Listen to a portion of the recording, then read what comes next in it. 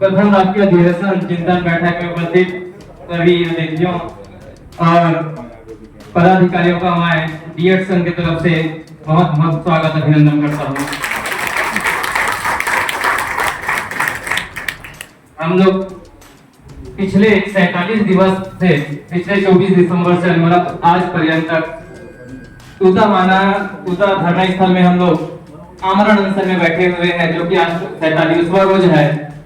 हम लोग का एक सीधा सा मांग है, मैं समाज के सभी पदाधिकारियों को अवगत कराना चाहूंगा कि जो सहायक शिक्षक भर्ती 2023 में निकला हुआ था 6285 पदों के लिए, जिसमें डीएड और बीएड दोनों योग्य थे उस टाइम, तो डीएड और बीएड को शामिल करते हुए 4 चरण की काउंसलिंग में 53 पदों पर नियुक्ति हो चुकी थी।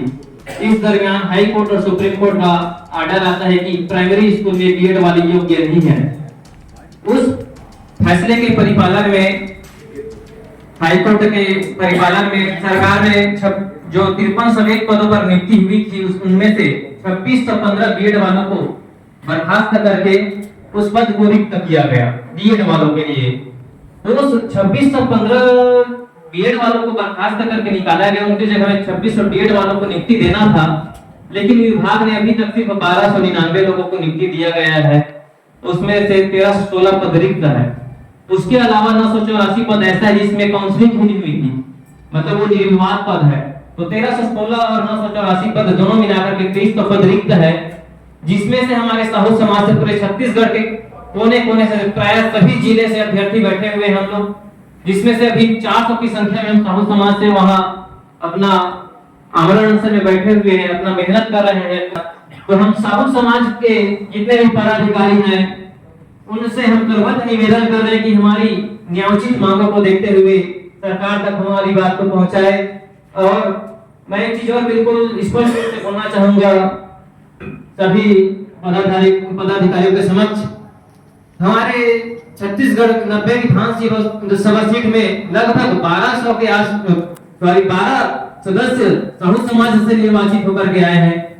हमारे साहू समाज से केंद्रीय राज्य मंत्री जी हैं, हमारे छत्तीसगढ़ शासन में उप मुख्य माननीय अरुण साव जी हैं।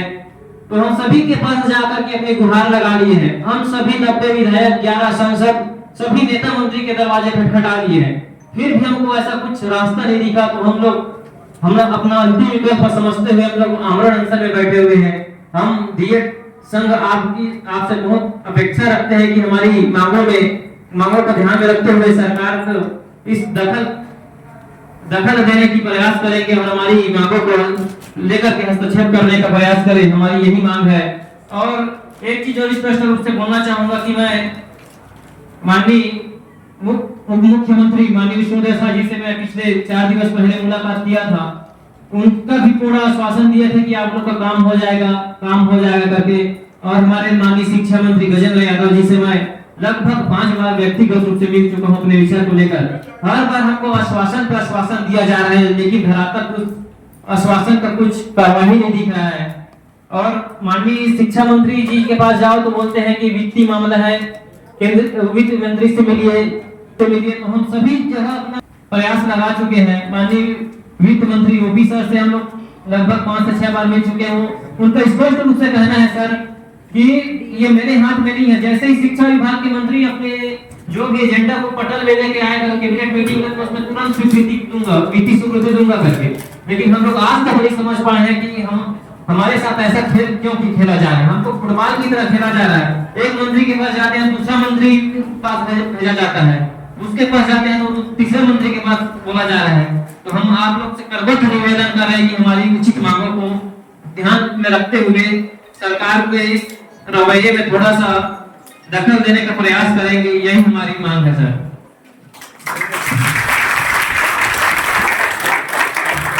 एक मिनट और चाहूंगा। छत्तीसगढ़ ऐसा समाज है जो किसी भी सरकार को